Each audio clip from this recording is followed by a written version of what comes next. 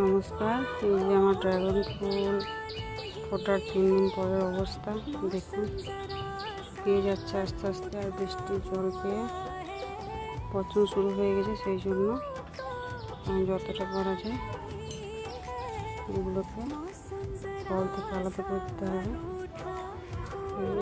টেনে এইভাবে নিয়ে চলে আসলে কিন্তু এটা ফুলে যাচ্ছে। এটা ফুল ফুলে চলে এসেছে, বড় কাণ্ডটা লেগে রয়েছে। এটা হলো ফুলের গোড়ার অংশ, যেটা মোটা হয়ে ফলে পরিণত হবে।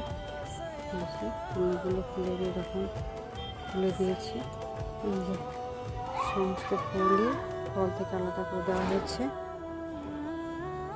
এবারে ফলগুলো পচে যাওয়ার সম্ভাবনা থাকবে না, সুন্দর মোটা হয়ে ফলে পরিণত হবে। আর না হলে এরকমভাবে গোড়া শুদ্ধ পচে যাওয়ার সম্ভাবনা থেকে যায়।